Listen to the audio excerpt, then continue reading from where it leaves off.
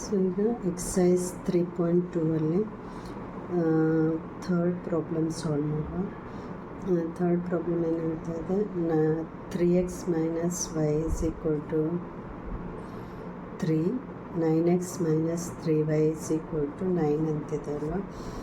So ಈಗ ಇದನ್ನು ಹೇಗೆ ಸಾಲ್ವ್ ಮಾಡೋದು ಅಂತ ನೋಡುವ. ಸೊ ಥರ್ಡ್ ಕ್ವಶನಲ್ಲಿ ಈಗ 3x - y = 3 ಅನ್ನು ಫಸ್ಟ್ ಇಕ್ವೇಷನ್ ಆಗಿ ತೊಗೊಳ್ಳುವ. 9x - 3y = 9 ಅನ್ನು ಸೆಕೆಂಡ್ ಇಕ್ವೇಷನ್ ಆಗಿ ತೊಗೊಳ್ಳುವ. ಅರ್ಥ ಆಯಿತಾ?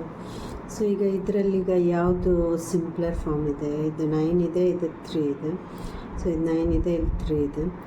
ಸೊ ಇವೆರಡರಲ್ಲಿ ಈಗ ಸದ್ಯಕ್ಕೆ ಇದು ಸಿಂಪ್ಲರ್ ಅಂತ ಅನಿಸ್ತಾ ಇದೆ ಅಲ್ವಾ. First equation 3x - y = 3 simpler ಅಂತ ಅನಿಸ್ತಾ ಇದೆ. ಸೊ ಇದರಲ್ಲೀಗ ವ್ಯಾಲ್ಯೂ, ಈಗ ಎಕ್ಸಿದ ವ್ಯಾಲ್ಯೂ ಕಂಡುಹಿಡಿಬೇಕಾದ್ರೆ ಇಲ್ಲಿ 3x ಇದೆ. ಸೊ ಇದು ಕಾಂಪ್ಲಿಕೇಟೆಡ್ ಆಗುತ್ತೆ. ಇಲ್ಲಿಯೂ ಸಹ ಕಾಂಪ್ಲಿಕೇಟೆಡ್ ಇದೆ, -y ಅಂತಿದೆ. ಸೊ ಆದರೆ ಈಗ ಏನೂ ಮಾಡಲಿಕ್ಕಾಗಲ್ಲ.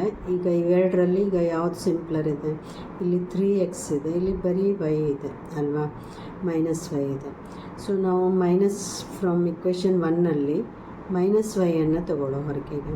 ವೈದ ವ್ಯಾಲ್ಯೂ ಕಂಡುಹಿಡಿಯುವ. ನಾನು ಹೇಳಿದ್ದೀನಿ ಎಕ್ಸ್ ವ್ಯಾಲ್ಯೂ ಬೇಕಾದ್ರೆ ಕಂಡುಹಿಡಿಬೋದು, ವೈ ವ್ಯಾಲ್ಯೂ ಬೇಕಾದ್ರೆ ಕಂಡುಹಿಡಿಬೋದು ಅಂತ ಹೇಳಿದ್ದೀನಿ. ಸೊ ಈಗ ಇಲ್ಲಿ ವೈ ವ್ಯಾಲ್ಯೂ ಕಂಡುಹಿಡಿಯುವ, ಆಯಿತಾ. ಏಕೆಂದರೆ ಇಲ್ಲಿ 3x ಇದೆ ಅಲ್ವಾ. ಸೊ ಇದು ಮತ್ತು ಕಾಂಪ್ಲಿಕೇಟೆಡ್ ಆಗುತ್ತೆ, ಅದರಿಂದ ವೈ ವ್ಯಾಲ್ಯೂ ಕಂಡುಹಿಡಿಯುವ. ಸೊ ವೈ ಈಗ -y ತೊಗೊಂಡ್ರೆ ಈಗ ಇಲ್ಲೇನಾಗುತ್ತೆ, = 3, ಇಲ್ಲಿ 3 ಹಾಗೆ ಉಳಿತದೆ. ಆಮೇಲೆ ಇಲ್ಲಿ 3x ಇದೆ, 3x ಈಚೆ ಬಂದರೆ ಏನಾಗುತ್ತೆ, ಅದು +3x ಇದು ಏನಿಲ್ಲ ಅಂದರೆ ಸಿಂಬಲ್ ಇಲ್ಲ ಅಂದರೆ ಪ್ಲಸ್ ಅಂತ ಅರ್ಥ. ಈಚೆ ಬಂದರೆ ಅದು -3x ಆಯಿತು ಅಲ್ವಾ. ಸೊ ಇದರ್ಥ ಆಯ್ತಲ್ಲ ಈ ಇಕ್ವೇಷನ್ ಹೇಗೆ ಬಂತು ಅಂತ. -y = 3 - 3x. ಈ ಇಕ್ವೇಷನಿಂದ ನಾವು ಈ ಇಕ್ವೇಷನ್ ತೊಗೊಂಡ್ವಿ. ಇಕ್ವೇಷನ್ 1ಇಂದ ನಮಗೆ ಇದು ಸಿಕ್ತು. ಅರ್ಥ ಆಯ್ತಲ್ವ ಇದು ಸ್ಟೆಪ್ಪು. ಸೊ ಈಗ -y ಇದೆ, -yಯನ್ನು ಈಗ ಹಾಗೆ ಬಿಡಲಿಕ್ಕಾಗಲ್ಲ. ನಾವು ಒಂದೇನಾದರೂ ಇಕ್ವೇಷನ್ ಕಂಡುಹಿಡಿಯುವಾಗ ಅದನ್ನು ಪ್ಲಸ್ಸಲ್ಲಿ ಇಟ್ಕೋಬೇಕು. ಸೊ ಇದನ್ನು ಪ್ಲಸ್ ಮಾಡ್ಕೋಬೇಕಾದ್ರೆ multiply the whole equation with minus ಅಂತ ಬರ್ಕೋತೇವೆ. Multiply the whole equation with ಮೈನಸ್ಸಿಂದ ಹೋಲ್ ಇಕ್ವೇಷನ್ ಮಲ್ಟಿಪ್ಲೈ ಮಾಡ್ಕೊಂಡಾಗ ಏನಾಗುತ್ತೆ, - × -y. ಇದು ಪ್ಲಸ್ ಇದೆ, ಇಲ್ಲಿ ಏನು ಸಿಂಬಲ್ ಇಲ್ಲ ಅಂದರೆ ಅರ್ಥ ಏನಂದಿದ್ದೆ ನಾನು, ಪ್ಲಸ್ × -3 ಈಚೆ ತೊಗೊಂಡಿದ್ದೀನಿ. -× ಪ್ಲಸ್ ಹೋಲ್ ಇಕ್ವೇಷನನ್ನು ಹೋಲ್ ಇಕ್ವೇಷನನ್ನು ಈಗ ಮೈನಸ್ಸಿಂದ ಮಲ್ಟಿಪ್ಲೈ ಮಾಡಬೇಕು. ಸೊ ಆವಾಗ ಇದು -× -y, +×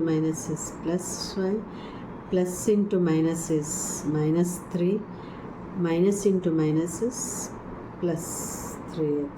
ಅರ್ಥ ಆಯ್ತಾ? ಪ್ಲಸ್ ಇರೋದನ್ನು ನಾನಿಲ್ಲಿ ಫಸ್ಟಿಗೆ ಬರ್ಕೊಂಡಿದ್ದೀನಿ, ಈ ಮೈನಸ್ ಇರೋದನ್ನು ಈಚೆ ಬರ್ಕೊಂಡಿದ್ದೀನಿ. ಅದು ಚೇಂಜ್ ಮಾಡ್ಬೋದು ಹಾಗೆ ಅಲ್ವಾ. ಸೊ ಇದೀಗ ಇಕ್ವೇಷನ್ ನಂಬರ್ 3 ಗೊತ್ತಾಯ್ತಲ್ವ ಹೇಗೆ ಬಂತು ಅಂತ. ಸೊ ಇಕ್ವೇಷನ್ ಈಗ ನಮಗೆ ಪ್ಲಸ್ಸಲ್ಲಿ ಸಿಕ್ತು. y = 3x - 3 ಅಂತ ಸಿಕ್ತು. ಅರ್ಥ ಆಯ್ತಾ? ಈಗ -3y ಅಂತಿದೆ, 3 ಹಾಗೆ ಇಟ್ಕೊಳ್ಳುವ, -3. y ಅಂದರೆ ಏನು, ಈಗ ಇಲ್ಲಿದೆ y ಅಂದರೆ 3x - 3 ಅಂತಿದೆ ಅಲ್ವಾ. ಸೊ ಇಲ್ಲಿ y ಬದಲಿಗೆ 3x - 3 ಅನ್ನು ಹಾಕ್ಕೊಳ್ಳಿ ಬ್ರ್ಯಾಕೆಟಲ್ಲಿ. ಸೊ ಬ್ರ್ಯಾಕೆಟಲ್ಲಿ ಯಾಕೆ ಹಾಕೋತಾ ಇದ್ದೀವಿ ಅಂದರೆ ಇಲ್ಲಿದ್ದು 3 ಎಲ್ಲದಕ್ಕೂ ಮಲ್ಟಿಪ್ಲೈ ಆಗಬೇಕೀಗ ಇದಕ್ಕೆ, ಆದ್ದರಿಂದ ಇದು ಬ್ರ್ಯಾಕೆಟ್ ಹಾಕ್ಕೊಂಡಿದ್ದೀವಿ.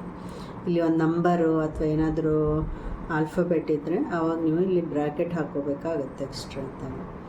ಸೊ ಇಲ್ಲಿ = 9, ಇಲ್ಲಿ = 9 ಇದೆ, ಹಾಗೆ = 9 ಬರ್ಕೊಂಡಿದ್ದೀವಿ. ಅರ್ಥ ಆಯ್ತಲ್ಲ. ಸೊ ಈಗ ನೆಕ್ಸ್ಟ್ ಸ್ಟೆಪ್ ಏನು, 9x ಹಾಗೆ ಉಳಿತದೆ, ಮೈನಸ್ ಹಾಗೆ ಉಳಿತದೆ. 3 3s 9, 9x, 3 3s 9, 9x ಹಾಗೆ ಬರೆದ್ವಿ. ಈಗ ಇಲ್ಲಿ -× ಪ್ಲಸ್, ಇಲ್ಲಿ ಪ್ಲಸ್ ಬರ್ತೀವಿ. 3 3s 9, ಇಲ್ಲಿ 9 ಬರ್ತೀವಿ. ಅರ್ಥ ಆಯ್ತಲ್ಲ, +9 ಬಂತು. ಸೊ ಈಗ ಇಲ್ಲಿ ಈಸ್ ಈಕ್ವಲ್ ಟು 9 ಇದೆ, ಇಲ್ಲಿ ಈಸ್ ಈಕ್ವಲ್ ಟು 9 ಬರುತ್ತೆ. So 9x minus 9x plus 9 is equal to 0 ಅಂತಿದೆ. ಸೊ ಈಗ ಇಲ್ಲಿ ನೆನ್ಪಿಟ್ಕೊಳ್ಳಿ, ಈ ಪ್ಲಸ್ 9 ಈಚೆ ಬಂದರೆ ಏನಾಗುತ್ತೆ, -9 ಆಗುತ್ತೆ. 9 minus 9 is equal to 9 minus 9 ಏನಾಗುತ್ತೆ, 0 ಆಯ್ತು ಇಲ್ಲಿ ಅಲ್ವಾ. ಇದು ಪ್ಲಸ್ ಒಂದು ಈಚೆ ಬಂದರೆ 9 ಮೈನಸ್ 9 0 ಆಯಿತು. ಈಗ ಇಲ್ಲಿ ಪ್ಲಸ್ 9x ಮೈನಸ್ 9x ಇವೆರಡು ಕ್ಯಾನ್ಸಲ್ ಆಗುತ್ತೆ.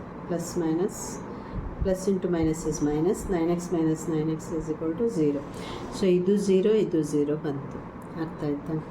ಸೊ 2 0 ಅಂದಾದಮೇಲೆ ಈಗ ಇಲ್ಲೇನು ವ್ಯಾಲ್ಯೂ ಸಿಕ್ಕಿಲ್ಲ ನಮಗೆ.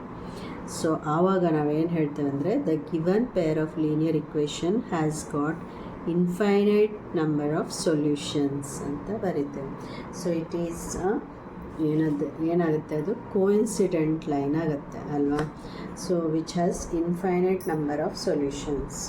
ಸೊ ಆವಾಗ ನೀವು ಎಕ್ಸ್ ವ್ಯಾಲ್ಯೂ ವೈ ವ್ಯಾಲ್ಯೂ ಕಂಡುಹಿಡಿಲಿಕ್ಕೆ ಏನಿಲ್ಲ, ಇಲ್ಲಿ ಇಷ್ಟು ಬರ್ತಾರೆ ಆಯಿತು, ಅರ್ಥ ಆಯ್ತಾ. ಎಕ್ಸಾಮಲ್ಲಿ ಇಷ್ಟು ಮಾಡಿ ಈಗ ಈ ಥರ 0 ಬಂದಾಗ it has got infinite number of solutions ಅಂತ ಬರೆದ್ರೆ ಆಯಿತು, ಅರ್ಥ ಆಯ್ತಲ್ವ. Thank you.